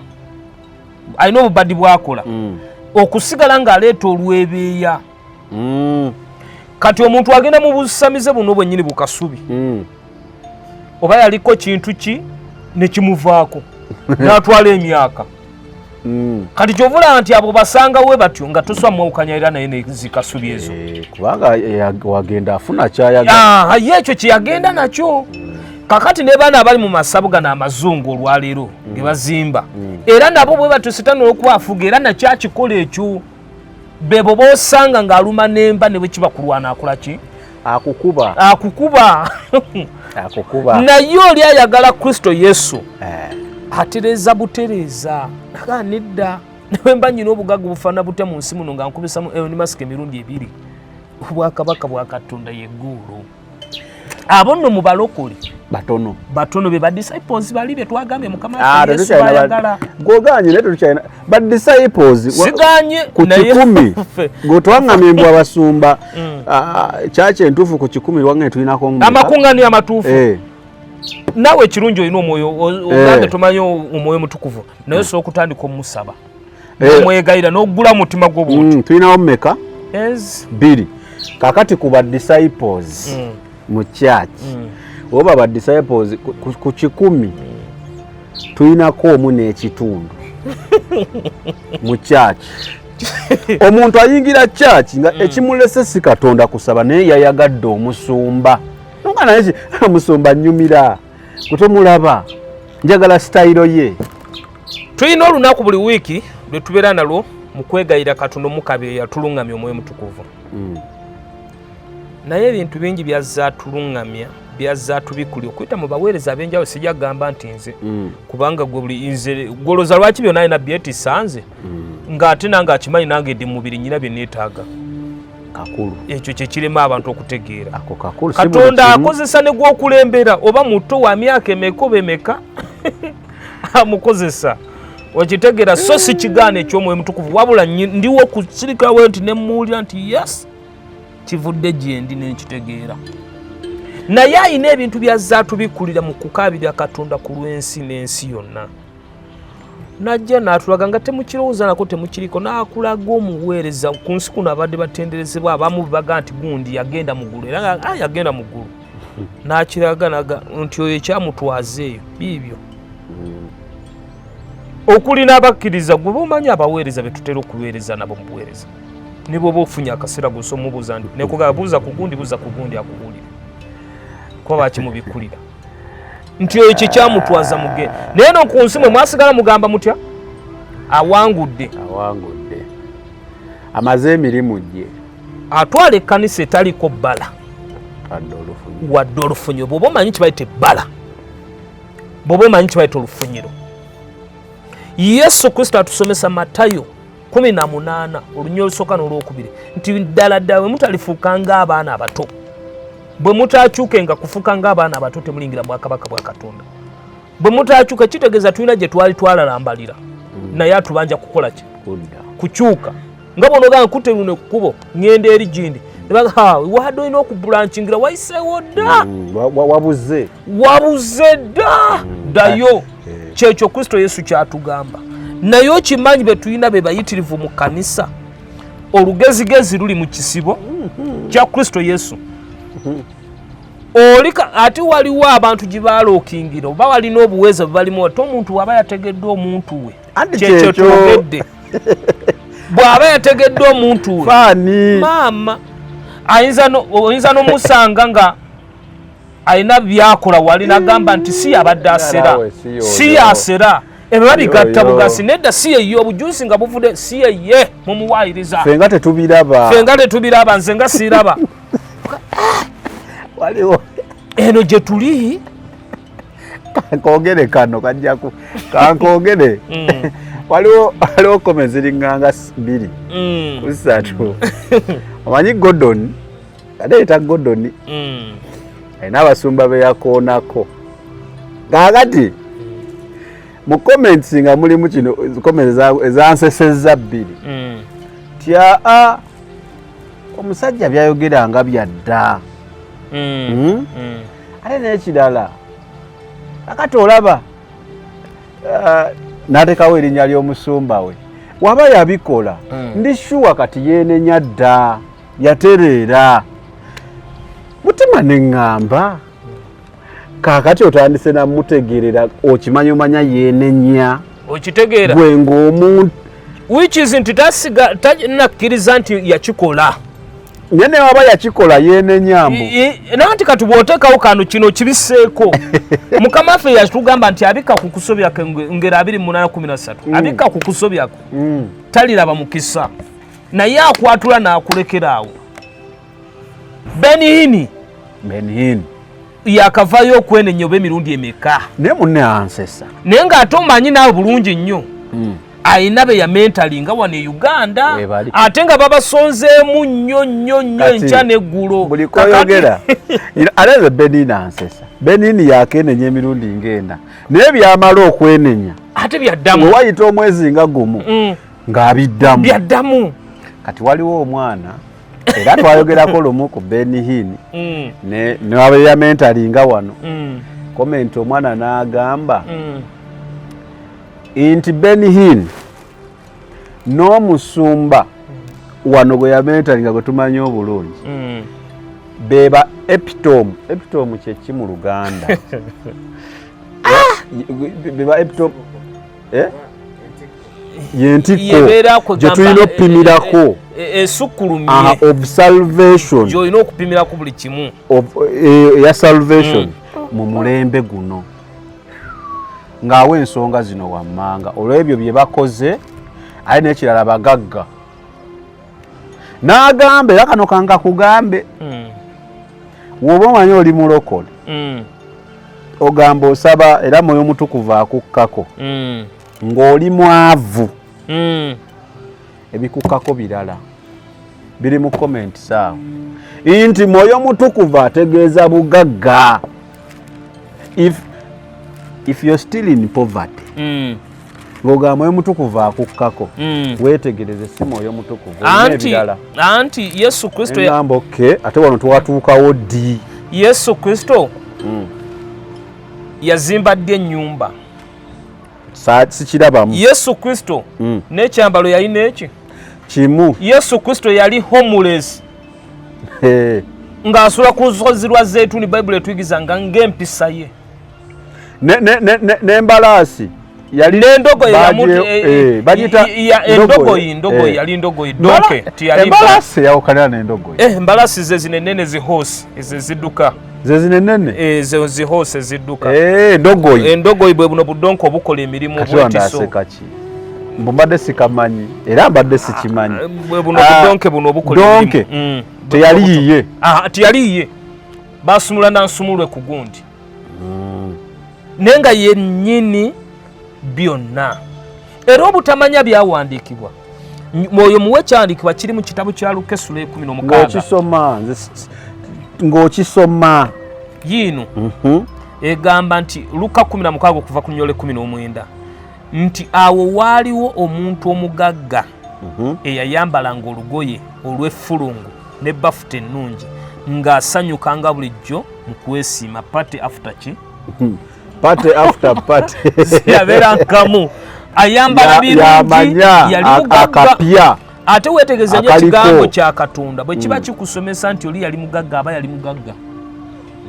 Ng'abaliwo wano betulaba omwana mugagga emmotoka zijjanga 5 musumba ali mu kujja nnoolo kale n'omutunulira nga asaze enviri yeesize bano abomaleera ate obulamu abasinga bwa firimu balimu bali mu bulamu bwa firimu. Bano abasinga abamu balinga ba looya.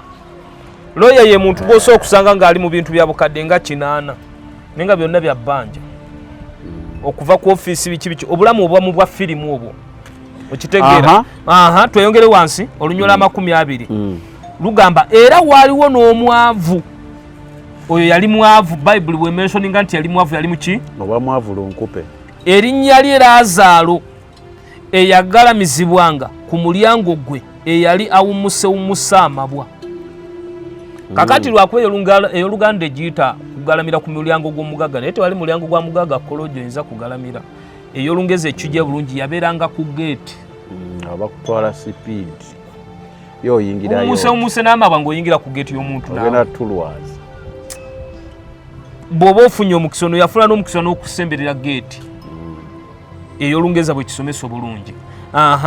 Olwabirimu nga yeegomba okukkuta ebyagwanga okuva ku mmeeza y'omugagga era n'embwa nazo zajjanga ne zimukomberera ng'amu abawaage.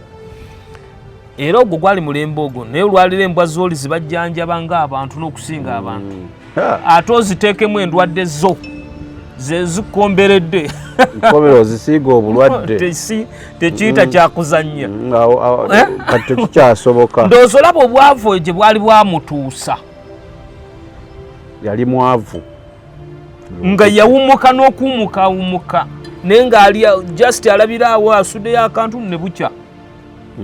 Olwabirimu 2 awo olwatuuka omwavu n'afa n'asitulibwa bamalayika n'assibwa mu kifuba kya Abulahamu n'omugagga n'afa n'aziikibwa.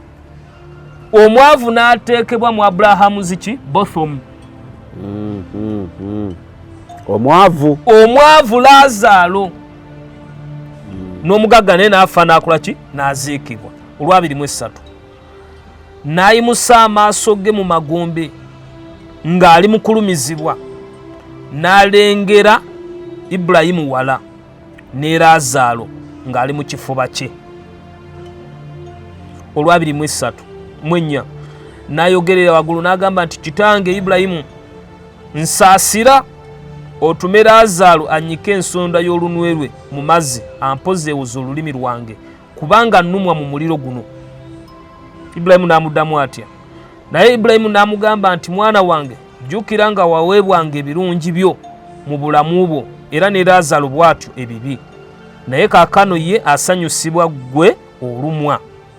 era ku ebyo byonna wakati waffe nammwe waliwo olukonko oluwanvu olwateekebwawo abaagala okuva eno okujja gye muli balemenga okuyinza era balemenga okuva eyo okuyitawo okujja gye tuli.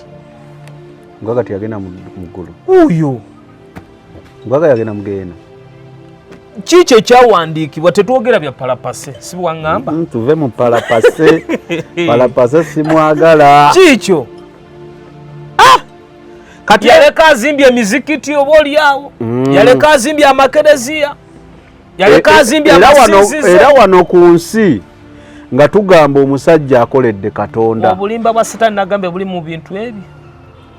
Bulimba, amaanyi ga Setaani gali mu bulimba na division kwawula yawula ababa mazi. So omugaga abantu bali kuno ku nsi babba ssente. Waliwo gwe nalaba omubbi wano olumu eyabba zino ez'amabaati juzi n'agenda ewaabwe embu yazimbyemu ekkanisa yagala ekkanisa. Namulaba. Era eno mu Kristo Yesu tokolanga kintu kyonna ne bwe kiba nusu 10 nti okiteeka ku mulimu gwe nenga babbe kibbe. Kyova olaba eno nkubuulira ffe tulina ba disciples eno toleeta ssente zojje mu bwamalaaya mbu wamaze kwetunda alinga bulaba abalala bwe bava wali. Naye gozimanyi. Anti gwe nze sijja zimanye naye nkubuulidde. Kituufu. Nkubuulidde. Anti ogambye wammwe toleeta ssente. Nkubuulidde era bw'okireeta. Oba oleese ku lwo naye ekyo tekindiiko. Naye tukisomesa tukinyikiza. Olina omugamba nti sente zo zojje mu bwamalaaya. Toleeta ssente. Toleeta ssente zino ogenze mu woofiisi okumpanyiza abantu.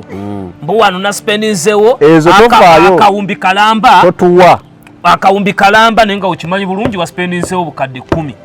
Ene nange kino kati ozireto be olete Katonda akuwa teguliwo. Nange kati kambagambe womanyi ssente zo zijje mu bamalaaya. Mu kukumpanya sima kuwo matofu nange sami tompa toleeta ndeka nfe ebyo bibyo. Tobalaba wano enkyamba abagezi ayo mugezi bw'owulira omuntu omugezi mubbi kubanga kati tunula waliwo wano bana bali ku skando yegudde ku mawulire bana bali ku skando babya akakadde kamu n'ekitundu akadoola kebabya omusajja bwe bumbinga 5 n'ekitundu za Uganda ejjujja musanga alina essinzizo gy'abeera era batulana ku ntebe za ku mwanjo ababa n'entebe za ngera awadde naye ekinene fe mu Kristo Yesu ne bwe kiba 10 tuleetanga Kristo Yesu omulamu w'amazima tibamuyambako. Tebakola ki? Tebamuyambako yenna nnyini nsi n'okujjula kwayo n'abantu bonna abagituulamu. Gye bali abazaagala bagobe byensi, gye bali abajozzaaniriza batwalire. Neffe mu Kristo Yesu eno gye tuli. Katusiibe enjala toleeta nga Yesu akisiimye tusiibe enjala. Nange tompa ate kati ndyatya ssente zojje mu bwamalaaya. Tompa sente zandizimbye enguudo gozikumpanyizza mboleeta mu kanisa. Okimanyi nti nno okuwaira eggwanga bannange kanisa yavunda. Okimanyi omukulembeze yenna wagenda mu kanisa ne bamutuuza mu congregation wano kikola amawulire nti bamuyisizaamu amaaso bekanga gubalengezza bamulengezza kwegamba omukulembeze wajja mu church tulina omufuulira entebe mu maaso tulina omuwa akazindaala ayogereko mukulembeze gamba ono nankulumandwa tomulaba tomulina amasaba agamu golaba gagendamu mulaba nankulumandwa alokoka talokoka era abagamba bannaye Katonda mmanyi gyali bamuwa microphone tubuuzeeko tulina n'egundi wano ekyo kyantabula ekyo nga Kristo Yesu ali awo Omwoyo Mutukuvu akyali awo nagambye Omwoyo Mutukuvu alinga switch y'amasannyalaze kola ekyo ekimu nakuwaza nga ye yavuddewo dda switch y'amasannyalaze olugigira bwoti nga yakoze eki kakati ku kintu kankiguse ku kintu kiri kyobadde oyogera ekya leadership nze nange olwaliro wendi wano wendi nze siinaayo musumba munnange gwe nyinza gamba nti gundi mwesimbu nti muki nti era kino kyaleese kyaki kya bwesimbu era akireetedde mu mwoyo mulungi kulaba ng'ekisibo kya Kristo Yesu kikola ki kigenda mu maaso kitereezebwa okuweebuka n'okuswazibwa erinnya lya Mukama waffe Kristo Yesu n'okuvumibwa kuvaawo. Lwaki? Nyina omuweereza gwe tomumanyi sijja mwogera wadde amannya ge gombi nga manyi. Mwaka guno Mukama wange yantumayo ng'alina obubaka bwamwetisizza si bwakujja mu buweereza bwe naye nga bwe nakuwa nti Same tuusa obubaka buno butwalire Rolandi naye n'obwo buno ekyo sikimanyi ekyo sikimanyi naye kyali ki nga ngenda kukola mirimu gya Katonda ngenda kukola mirimu gyani gya Katonda gye gitugatta wamanyidde we tukoze ki tuzze tutambula twogera butuufu nga ntunulira buweereza Katonda kyamwesigisiza ntunulira mu butuufu obuweereza gye butambula n'obuweereza bwa mirundi ng'ebiri kama namuwa obubaka bwange ezaali miliyoni 10 miliyoni 10 eza Uganda ne zituuka bulungi nnyo. Ne muli gwe tuweebuuza nti omwoyo omutukuvu yantumidde gy'oli n'antuma ne buli kyonna nempita overall ministers and overall ministries nentuuka awo onoba nenzijjawo goloza mbasi muli tosengejjamu n'ogamba nti naye nga teziva mu buweereza bwe miliyoni 10 Katonda alina mwamu gwatumye omuntu ziyitidde mu ye azintuusize nejje buli eno olwaleero zayitaawo yaŋŋamba nze nakusabira essaala okwange kusabira ssaala biki naye ng'omwoyo mutukuvu yambula bulungi nnyo twakitegera bulungi nnyo abooluganda bakubuulira bwe twali nti after 4 days ng'ovudde ku lunaku gundi ne bwoti after 4 days sente ne zijja nenzireeta sokakasa sente zajja kyenkugambye nti weebuuze mu baweereza bonna era ne mu buweereza bonna lwaki Katonda antumyewo omusajja siri muweerezaawo sikolanga ki nange mmanyi gye ndi ku gwange kakati bw'olaba osobola okumira miliyoni 10 eza Uganda ku ye teyakuwaayo enkaaga yandikoddeyo enkaaga naali kale nabbe ana wadde n'ekikumi kakati bw'otuuka wali mu buweereza osiima n'oga nti Katonda mbutuufu olina ekisa okozeseza omuntu ono n'obujulizi bw'aba buwadde naye nga mukumpanya n'azimira miliyoni meka kyokka nno ebiseera ezinga ku ye teziba nnyingi ali mu biliyoni ziye zazituwa ez'obuweereza biliyoni zi gyensinga okwewuunya ku bantu abo Dawudi ng'atutte mu kawuliya Dawudi ng'alina buli kyonna okitegeera naye ekigambo kino kyakola ki kyanzijira Samwiri ne bwe nakitaba Ssekabaka kiri mu Samwiri ekyokubiri ekigambo ekyo kyanzijira Nassani nabbi najja n'agamba kabaka Dawudi nti waliyo nno musajja bw'ati ne bw'ati yakoze kino ne bwe kino nti atya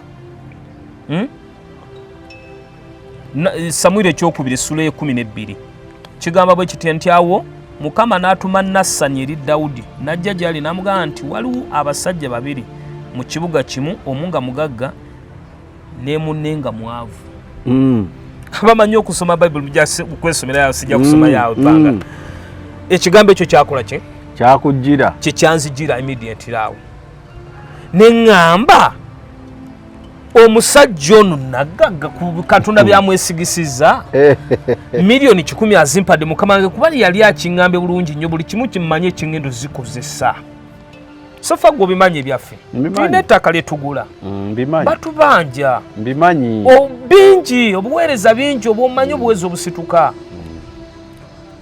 ekyo kyo n'azimira bweti kakati neebuuza nti aliwo nkuwadde kyange kyatuuka ku nze kati ate nga waliwo n'omulala yoyo saamanya kiyantumayo Mukama wange yantumayo nanga nti genda omubuulire obuweereza butambula yantumayo butumi genda omubuulire obuweereza bukola ki butambula ne musanga mu ofisi ye musajja mugagga sigenda nakusukawo nnyo kubanga waliwo bajja kutegeera ne mubuulira nangamba obuweereza biki yangamba ekigambo kimu ng'odduka nnyo ne nali simanyirwa Mukama lwaki antumyeyo ba yali yamugambye ekyo ba yali yamugambye ki sikimanyi wayita weeks ngezi nga naakavaayo waliwo ebyabaawo kyenja okubikkerako awo kuba kiyinza okutegeera weeks ngezi waliwo byakola ki ebyabaawo mu buweereza awo n'olwaleero ayina scandals zakyatambuliramu naye ye Mukama yamanyi kyeyali amugambye kyeyali alina okukwata akimpe ku lwa buweereza si lwange kayumba kange nganzi naye ku lwaki kaakati abantu abagenda n'akugamba nti saba Katonda ffenna tusaba Katonda manyi nti Katonda akozesa abantu Katonda tagenda va mu ggulu akole ebintu tewali mmaanu egwa era nze naggamba era abooluganda bakimanyi betuweereza nabo nabagamba era bakimanyi bulungi abakkiriza waliyo abakkiriza be bali ba disciples ababiri betwagambye abali ku 10 oba 5 ng'ate ye mukkiriza nnyo n'okusinga ono amukulembera amusomesa okukkiriza kubanga omuntu oyo yakwatira miliyoni 10 n'azitwalewo omuntu oli gye bamugambye ye tiyamanya kiki kyonna kigenda era ye tosobola namunenya tosobola kumunenya era ye omukisa gwe yagufuna Katonda kyamugamba kuba yakituusa naye mutukoze bubi nnyo yagufuna n'atuusa olaba nti omukkiriza oyo yayina okukkiriza kunene nnyo naye ng'ate ono amusomesa okukkiriza yayina we yakwamira zamutukako n'alowooza togenda zikozesa ki gwe yatwala n'abiweeyingaweeyinga Katonda nze wano nyina emirimu egikuweesa ekitiibwa mingi okitegedde nti kidane kyanukula kiri kye twatandikiriddemu nga nkuga nti abantu mu buweereza muno yalowooza nti olw'okuba amazeemu emyaka 7 mu bulokole ali next to Jesus Christ kati ate nekiddayo ne kuba faani njalaga bano abantu kati okimanyi faani wojja n'omunyumize akulumbirawo naye ng'onyumya bituufu byaliwo kwanza nabimanyako ndi mulokole ayogera amazima eyalokokera ayagala obwakabaka bwa Katonda bino byonna mu nsi weebiri naye njagala bwakabaka bwa Katonda eggolo yange atangamba tojjawo ekoyina okuleeta baganda kyekitubuuliza enjiri naye omusajja yakola bubi kyekitubuulize ki enjiri ey'obwakabaka bwa Katonda ey'amazima kale kimu bibiri kigambo kimu bibiri kiki yes kigambo kya Katonda kuba ekyo kyayagala kale so ekkanisa erimu ebintu biki bingi ndowooza olabe kafankunaaliyo yenna waali yejja genda etambula bwetu nga bwena okukola ki okuggyako abo abalonde be ng'ekigambo kyera yagenda otuga nti abalonde abalonde be abaagala abayaayaana abaguddewo emitima gyabwe giti ne gyasama nga gyagala kigambo kye abo bagenda okulaba obwakabaka bwa Katonda ne bano tugoberera bugoberezi ffe tuli bafaani ffe tuli ki abo ekkubo liba limuli eddene ate nga tonnaba nagamba musiraamu kulokoka mu advent akyukire Kristo Yesu ani abali mu kisibo mmwe mwennyini abali mu kyaki tulokoke mmwe muyina okusooka okulokoka omanyi waliwo ekigambo ekyandiikibwa ekigambo kya Katonda Timoseewo ekisooka essula 2 olunya olwokusatu n'olwokuna lugamba nti ekyo kyekirungi ekikkirizibwa mu maaso g'omulokozi waffe Katonda ayagala abantu bonna okulokoka ate okutuuka okumanyira ddala amazima kati mu kkanisa abasinga balokole ne tebannategeera mazima baalokoka ne baagana okutegeera maki amazima kakati nga tumaliriza tukole ki kyetulina okukola okudda ku mulamwa 1 nga okuva mu bafaani okudda mu disciples 2 abasumba oba wamagezi ki tudde ku nnono y'obulokozi kakati bano ba disciples be bakyakulembera kale bafaani amagezi ge mbawo okudda okubeera ba disciples ba Kristo Yesu bagule emitima gyabwe eri ekigambo kya Katonda gye bali abaweereza weebali banza obutaba bangi ne mwebali era olaba ne mulembe gwa Sodoma ne Gomora era ng'abagwagwa bangi era mwalimu wakiri abameka ennyumba Katonda gye yajjamu. Kati ne mulembe guno era nabo abantu nga bagoba ebyensi, abantu batuuse eyo, gwe nga gwe noonya gula omutima gwo Katonda agenda kulungamira. Ate munawe weewuunye amazima we gali, sibe bano abaleekaana bano bowulira bano babidongo bano tetuva mawulire abo baani siwe bali mu kintu ekiri quiet nga gye bali Katonda ajja kuwa divine connection akole ki akutuuseeyo.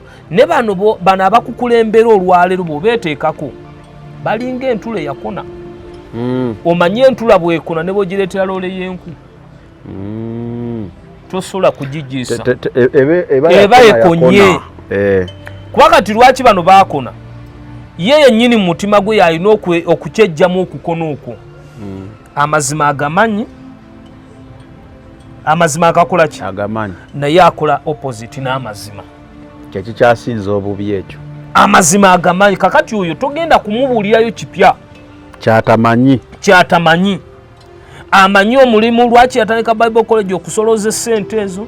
Byonna ebikolebwa empeta zonna azimanyi, lwaki azikola ebyo byonna abimanyi. Yeye kennyini kwekola mu mulimu. Kakati gwe gubatwalire mu kigaali abadde faani ng'oyagala okubeera disciples wa Katonda. Bamukolereza ekibi. Obuzibu bwe tulina ekira mu kanisa nga kino bwe nkugambye nti omusajja akoze ekintu ekyo oba omuntu akoze bwe kiti okyogera, kati abantu bafuuka bakuwolereza kibi, ekibi kyafuuka kyakuwolereza. Tukikubirira ne tukirungiya. Abantu bafuuka balooya b'ekibi mu kanisa. Nawuliriza ekibi, oyo mukazi yamwesibaku bwesibi, lwakuba oyo biki bintuntu bwe bityo. Bafuuka baki balooya ba kibi. Kyukira Kristo Yesu. Wajja mu lugendo lw'obulokozi oyagala obulamu buli obutagwamu kifo ekyokwesiima. Bw'oba oyagala obulamu mu kifo kiri ekyokwesiima, kyukira omulokozi Kristo Yesu Omunnazaaleesi Omwana Katonda omulamu. Oyo yafa n'azuukira, eyawaayo obulamu bwe ku lulwo. Ye musumba omulungi. Yokaana 10:11 tusomesezza. Nze musumba omulungi ayo obulamu bwange ku lw'endiga. Wansi ojja kulaba abasumba ababi we babeera balundira mpeera, asigadde ayogera. Balundira mpeera era we balaba emisege nga gijja nga bateeka kakokola tondeka nyuma. Atoli tyalesayo ekisibo tyawangula zaala. Yakuba zaala yali wampeera. Gamweyiye. Okitegeera? Wano kiwedde. Omubbi yali awo. Naye kiwedde yaddawa. Oba yafa anti ali mu kkomera. Nasema okula nti ali mu kkomera ayinza okuba yafa. Oyo naye yakola bw'ati. Kuba bwe yamala babba n'aga kibwetere. Naye yabayisa. Ebyo baba kibwetere yaliyo oba yali firimu n'ekyonna kye kiri abantu baayokebwa. Waliwo n'abadde ne Shaka Zulu e Kenya. Saka Hazola. Saka Zulu Saka. Yatwala abantu mu kibira. Shaka Hola oyo w'ekibira. Abantu abali mu 10 simanyi 600 bimeka. Ye mugagga nno seba ate mugagga ayine sente ku gundi okwo. Ye mugagga oyo mubbi oyo mutemu oyo we Kenya. Shaka Hola mugagga. Kati bamugamba ki byaggwerawo. Sibo abantu bafa kati byaggwa. Ava na bweru. Yabagamba tuwali guyatta. Bantu bakola kiyagalire kiyabagamba okola. Ate awo mu mateeka ga wano abaakumaze abali mu mateeka g'Abangereza tuba na musango. Ate Abafalansa gobwa n'omusango. Because waba persuading into that. Naye wano basajja bamu okweyagalira. Wakikola kyeyagalire oyo n'abawunzika. Kyokka baafa n'obugagga bwabwe ng'abatutteko ebyabwe. Alaba omukyalo omu eyankwatako yalina omwana yali abakolera bweru mu bbanka. N'akomawo n'omwana we ne bagenda mu kibira be bamu ku baafa ne bannange. Kale kati bonna esomera ekigambo kya Katonda kino n'ogwa wansi n'okabirira Katonda n'omugamba kitange nsoma ekigambo kyo ne sikutegeera. Ojja kulaba ebikolwa by'abatume essuula ya 8 ya 7. Mulimu omusajja sijja kusoma we naye kanjikulabge ku bulaze. Omusajja ono yava ekandahe omukungu sule y'omunana ojja kuva ku nyirwa 27. Ojja kwesomera olaba omusajja oyo omukungu oyo. Osomawo tumalirize nawo. Sule y'omunana. Tumalirize nakyo. abasajja bano baali basaasanye kave ku lunyirwa 25 abo baamala okutegeeza n'okubuulira ekigambo kya Mukama waffe ne baddayo e Yerusaalemi ne babuulira enjiri mu mbuga nnyingi ez'Abasamaliya. Olwabiri mu mukaaga ne Filipo naye malayika wa Mukama n'agamba Filipo ng'ayogera nti golokoka ogende obukiika obwa ddyo okutuuka mu kkubo eriserengeta okuva e Yerusaalemi okutuuka e Gaza, ekkubo eryo lya ddungu. N'agolokoka n'agenda, kale laba omuntu Omuyesopiya omulaawe omukungu wa Kandake kabaka omukazi ow'Ebisopiya eyali omuwanika w'ebintu bye byonna, yali namuwanika treasure, ndowooza owulira nga treasure mu Bwakabaka. Yali azze e Yerusaalemi okusinza. Yali addayo n'atuula mu ggaali lye n'asoma nnabbi Isaaya. Omwoyo n'agamba Filipo nti sembera weegatte n'eggaali eryo. Olunyiriri lwa 3 n'adduka, Filipo n'amuwulira ng'asoma nnabbi Isaaya. N'agamba nti obitegedde by'osoma? N'agamba nti nnyinza ntya wabula nga waliwo anandagirira. Ne yeegayirira Filipo alinnye atuule naye. Mu kifo awawandiikibwa we yali asoma we wagamba nti yatwalibwa okuttibwa ng'endiga era ng'omwana gw'endiga mu maaso g'omusazi w'ebyoya bwe gusirika, bwe kityo teyasama kamwa ke. Eyo yali Isaaya 5:3 gye lyasoma. Okitegeera? Olwa 3:3 mu kwetowaza kwe omusango gwe gwaggyibwawo, ekika kye ani alikinyonnyola kubanga obulamu bwe buggyibwa mu nsi. Omulaawe n'addamu Filipo n'agamba nti nkwegayiridde, nabbi yayogera ku ani ebigambo bino, bibye yekka oba bya muntu mulala? Olwa 3:5 Filipo n'ayasama akamwa ke n'asookera ku kyawandiikibwa kino n'amubuulira Yesu. Awo bwe baali batambula mu kkubo ne batuuka awali amazzi, omulaawe n'agamba nti laba amazzi kiki ekindobera okubatizibwa. Ojja kwesomera waawo si wawanvu nnyo. Naye omusajja yali asoma nga byasoma alina okuyaayaana munda mu ye. Naye nga bambi byasoma tabikola ki? Tabitegeera. Kati naawe gy'oli eyo noonya ekigambo kya Katonda ove kugoberera abantu bw'oba wakkiriza Kristo Yesu. Ne gwe yajja okugoba layini z'ebyenfuna ez'ebintu, ettutumu, okulwana entalo ez'abantu bali ffe tuli bantu. Abantu twalokoka nga tulina ebintu bye tuyindiri nabyo, naye bangi baalemala ne bagaana okubita.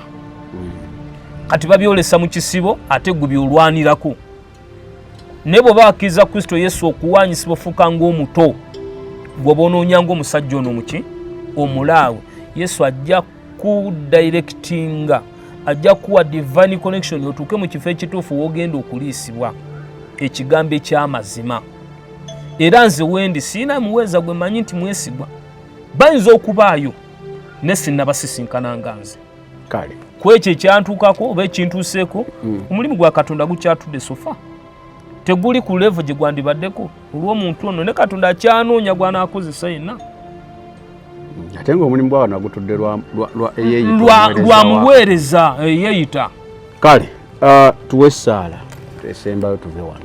Taata omulungi w'ekisa, tukwebaza Yesu Kristo omunnazaaleesi omwana Katonda omulamu olw'ekigambo kyo ky'otuwadde olunaku luno olwaleero.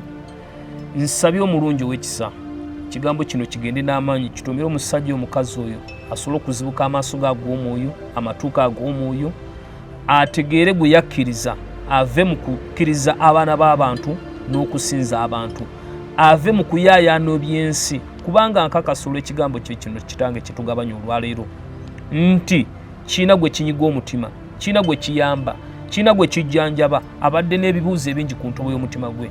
Naffe ffennyini taata b'okozesezza tuleme kubeera bubeezi mizindaalo, ne naffe kitukolemu omulimu, twetereze lwe tulisobola okulaba obwakabaka bwo mu linnya lya Mukama waffe Yesu. Amiina. Ku lwa Katonda omulamu n'ensi yange, emirembe gya Katonda egisinga okutegeerwa ennyo gibeere nammwe. Amiina. Ebyo by'owulidde oba ebyogeddwa mu episode eno si birowoozo bya UNIQE Media nga channel awamu n'abagikulira, wabula birowoozo by'abantu ssekinnoomu mu kiti kyabwe.